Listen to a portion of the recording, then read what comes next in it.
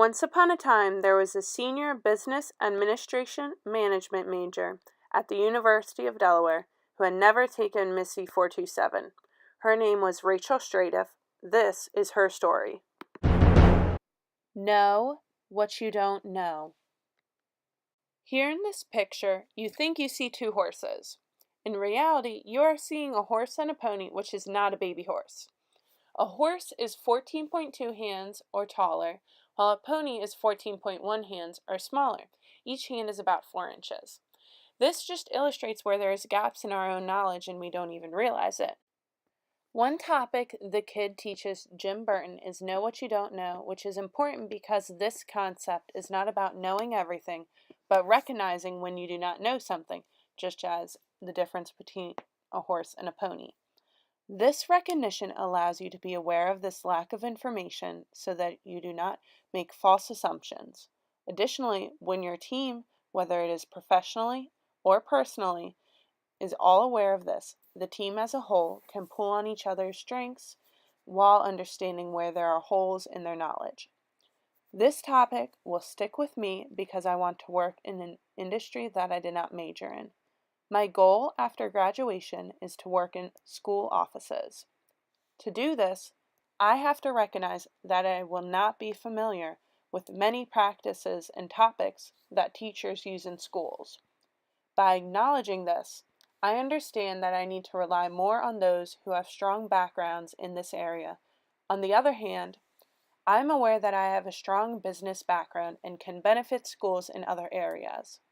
For these areas, it is important for me to explain to people where they may have gaps in their own knowledge and how combining different skill sets will benefit everyone. Understanding the topic of know what you don't know has stuck with me ever since reading it because it will play into my future career a great deal. Recovering from disasters. At IVK, Barton has to learn how to recover from disasters when the IT systems crash or are hacked. While the disaster itself caused major problems, such as systems shutting down, what occurred after was an equally large problem. IVK had no procedure for what to do when a disaster occurred and how to recover from it. This was a huge flaw because no company lasts without a disaster happening at some point. Recovering from disaster is about setting procedures in place to avoid disasters and to recover from them when they do occur. When disasters occur, it is crucial to have a plan in place so that the company can recover quickly and there is a plan for communication with stakeholders. This includes what disaster stakeholders must be made aware of and how, and which they do not need to know about. Recovering from disaster stuck with me because of my desire to work in the educational field. It is hard to excel in work when you spend 90% of your time putting out small fires. This is what happens a lot in schools because you are dealing with children, parents, community members, and employees. There are many moving parts that go into a school, so it is important to have a procedure for how to handle different types of disasters. Currently, I'm interning at a school where I see this play out daily. Employees understand how to handle different types of disasters, whether it be the majority of teachers running late due to an accident, computer system failure during state testing, or an incident on a school bus. For each of these, there is no panic in the school, only constant action because they have planned for these. When I work at a school, I want to have the same ability to recover from disasters without hesitation due to proper preparation and procedures. This class just illustrated to me the importance of recovering from disasters and made me more aware of how to handle them efficiently. Communication between IT and business units. At IVK, after the system crashed, the IT department had to create a plan to regain the confidence of the other departments. A great deal of this was how to best communicate what IT was doing to avoid that situation in the future and how IT was improving for IVK as a whole.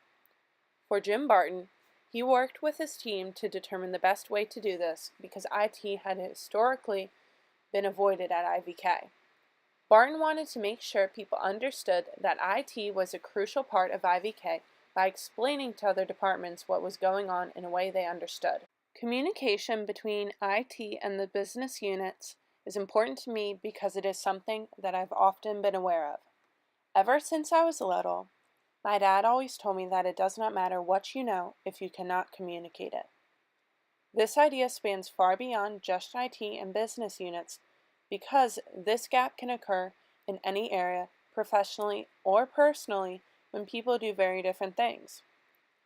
Often people are scared of the unknown, so they avoid it or even overcomplicate what they know so that they can avoid people asking about it, just like Davies used to do at IVK. This is a disastrous combination because every day you have to work with people who have different skills and abilities. The best way to improve and succeed as a business or a group is to combine these different skills and abilities. This brings the strengths of what people know while limiting what people don't know. If people avoid communication with people different than themselves, this will never happen. I believe that no matter where you go in life, you have to be able to communicate effectively with the people around you because you will waste your skills otherwise, since no one will understand you. When I work in an educational setting, this will be very important because my business background will often clash with teachers' backgrounds. So we have to work to communicate with our different skills and abilities to the best of the school and students. Competes versus qualifiers. When Barton was still fairly new as the CIO at IVK, he decided to have the IT department determine what was competes and what was qualifiers for explaining the state of IT at IVK.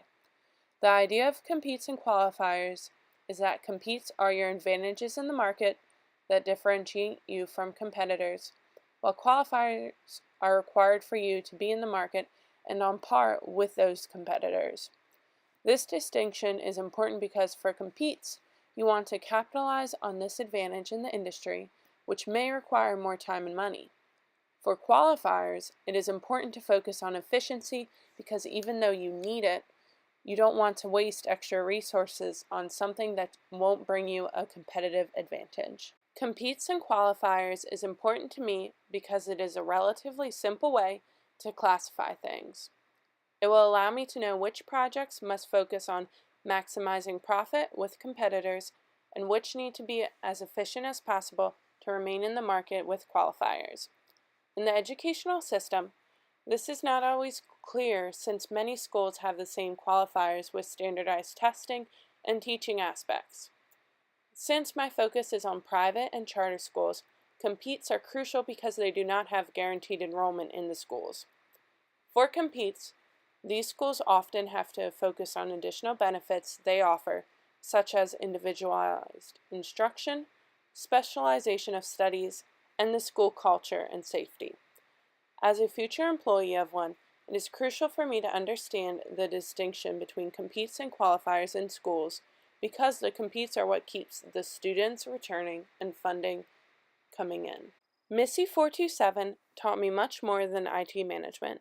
This class taught me how to understand what I don't know, how to recover from disasters, communication between IT and business units, competes versus qualifiers, plus many more topics I cannot fit in here.